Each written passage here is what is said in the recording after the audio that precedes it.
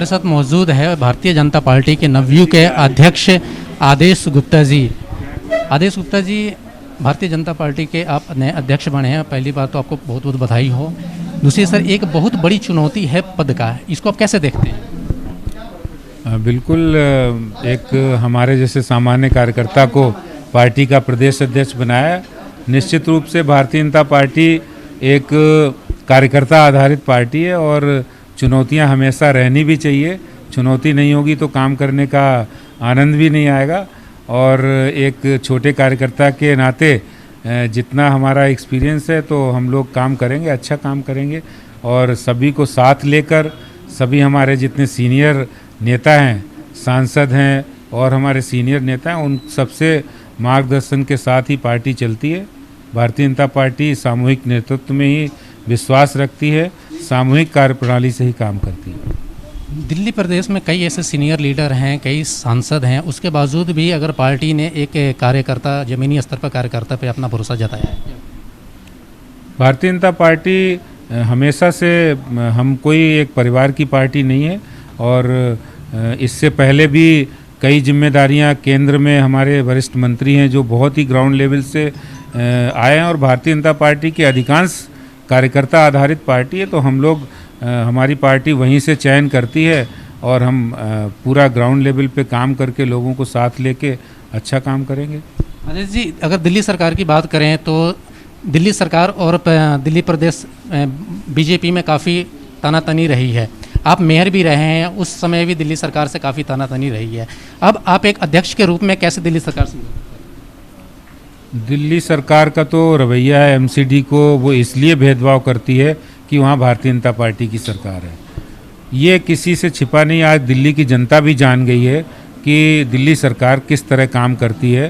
तो पहले भी हमने लड़ाई लड़ी है और इस बार भी हम जनता तक जाएंगे, एक्सपोज करेंगे कि एमसीडी जो एक ग्राउंड लेवल पे काम करने का एक संगठन है, एक सरकारी ऑर्गेनाइजेशन है, उसको इस तरह से डैमेज करना किसी भी सरकार का नैतिक वो संवैधानिक वो दायित्व तो नहीं है और उनको अपनी जिम्मेदारी निभानी चाहिए। दिल्ली सरकार ने कॉरपोरेशन को फंड भी देना चाहिए। आपकी राजनीतिक सफ़र काफ़ी लंबा है, पहले आप कृष्ण रेड्डी जी के साथ कार्यकाल में भी आप उनके साथ काम कर चुके हैं, क्या अनुभव रहा? बिल्कुल, मैं करीब 1987 से विद्यार्थी परिषद और उसके बाद युवा मोर्चा में काम किया है।